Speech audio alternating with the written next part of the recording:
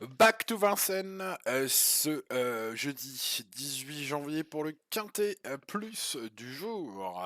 Voici les amis turfistes, mon analyse de tous les partants et mon pronostic pour ce quintet. Allez, c'est parti avec le numéro 1 Fossoyeur. L'hiver dernier, il réalisait la passe de 2 à Cagnes-sur-Mer. Il était en pleine forme cette saison. Malheureusement, cette année, ça se passe mal sur la Riviera. Il tente de débarquer à Paris aujourd'hui afin de profiter, c'est vrai, d'un bel engagement que représente ce prix d'Herbray. Il va tenter de se retaper la cerise. Il peut faire l'objet d'un jeu spéculatif avec le 1 derrière la voiture. Ils sont 16 au départ. Ça part à l'autostart, voilà, il essaiera de prendre une place, comme de nombreux concurrents. Aujourd'hui, on va le voir au fil de cette étude. Farandole dit Palba, le numéro 2, possède une chance, gagnante du prix VTP Hipcover Assurance Hippique à la cote de 1,8 contre la dernière fois au monté. Voilà, on revient en sulky ici, mais attention, cette fille de Kezako Fedo est au top, du haut de ses 9 ans, c'est beau, bien placé derrière la voiture. Voilà, souvent disqualifié au sulky avec ce mode de démarrage. Je pense que si vous retenez ce 2, il faudra le retenir en mode tour. Passons au numéro 3, D3 Ace, depuis mars 2022 et un podium dans le prix de la ville de Châlons, à Châlons. Le pensionnaire de Damien Lecros a couru 19 fois, là, donc depuis presque 2 ans, et 19 fois, il a mal couru. Je pense donc peut-être que l'heure de la retraite devrait sonner pour ce numéro 3. Passons au 4, Flamme Julerie, toujours pimpante, à l'âge de 9 ans, une fille de Hulk Deschamps, qui trouve une bonne course, elle est rapide, son moral est intact, bref, c'est déjà beaucoup. Repéré à Vincennes la dernière fois, ce numéro 4 mérite un large crédit. Passons au 5, Forever JL. J'aime beaucoup Benjamin Rochard, l'a piloté la dernière fois 47 contre 1, quatrième. Ça peut être encore mieux aujourd'hui. Je pense que c'est une base spéculative à tenter, ce numéro 5 protégé de Jean-Luc Dersoir. Procédons avec le numéro 6, Dalia Dupont. Désormais deux courses dans les jambes, Eric Raffin ne met les petits plats dans les grands, on est plaqué des 4. Bref, encore un cheval à conseiller aux amateurs de sensations fortes. Bon, au niveau de la logique, voilà, besoin quand même d'être un peu rassuré. Passons au numéro 7, Fusée des Vaux, fait incroyable, ce cheval n'a jamais gagné son quintet, oui, je le répète à chaque fois qu'elle court dans les quintets, mais c'est toujours le cas, incroyable, voilà. Donc comme je le dis avec elle, ceux qui jouent Fusée des Vaux, eh bien, se féliciteront d'avoir trouvé le bon tuyau. À chaque fois.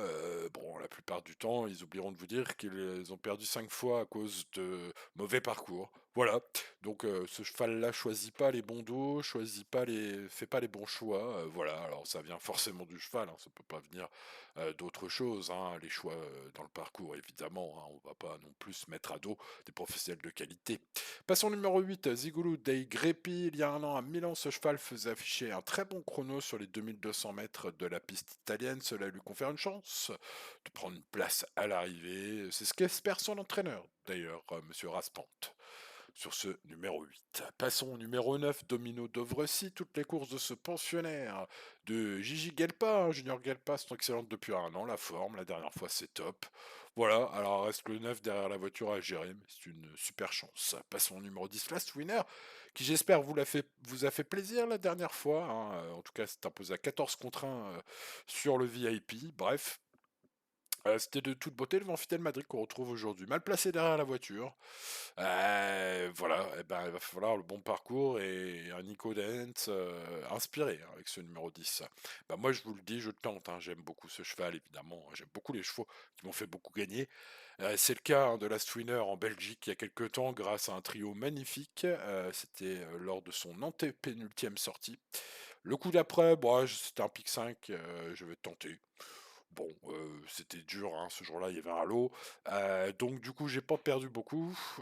J'ai pas perdu tout ce que j'avais gagné avant. Et puis, surtout la dernière fois, donc le jackpot. Bref, voilà, quand on aime les chevaux, comme ça, on a tendance peut-être à aller voir trop beau le coup d'après. C'est peut-être mon cas aujourd'hui avec ce 10 que je mets en base. Passons aux élixirs d'Anama. Björn Goop aux manettes, magnifique, un cheval fiable d'allure et facile à driver. Va-t-il y arriver? Le pilote scandinave aujourd'hui a bien mené son cheval à la réponse après l'arrivée. On passe au numéro 12, Écume du Furtel, ultime course d'écume est très bonne dans le prix du Gard. C'est une attentiste, il faudra le bon parcours, le bon dos. Voilà, Paul Ploquin, son driver, devra être inspiré puis chanceux avec ce 12 derrière la voiture, c'est pas facile. Maintenant, ce 12, voilà, aucune surprise s'il était à l'arrivée, hein. Comme les trois quarts des partants aujourd'hui, hein. C'est le cas pour le 13 également, Hurricane River. Allez, je tente en première base, troisième du prix d'Autrefort, la dernière fois. J'aime beaucoup cette ligne, hein, c'est entre Gilmour et Eternal Moore. Gilmour deuxième, Eternal Moore quatrième, et puis donc Hurricane, ce numéro 13, troisième ce jour-là. Voilà, chrono superbe, vitesse, tout est au feu, tout est au vert foncé, hein. Pour ce 13, sauf sa place de départ, va falloir gérer. Et puis il y a plein de chevaux qui peuvent faire l'arrivée. J'en ai dénombré une douzaine, hein, qui peuvent gagner. Bref, voilà, espérons avoir fait le bon choix. On passe au 14, Fidel Madrid, battu par Last Winner, l'avant-dernière fois dans le prix de Neuzet. Bon, ça vient de se classer deuxième sous la selle dans le prix de Sarty à Vincennes, c'est pas mal, piloté par Mathieu Abrivard, c'est bien.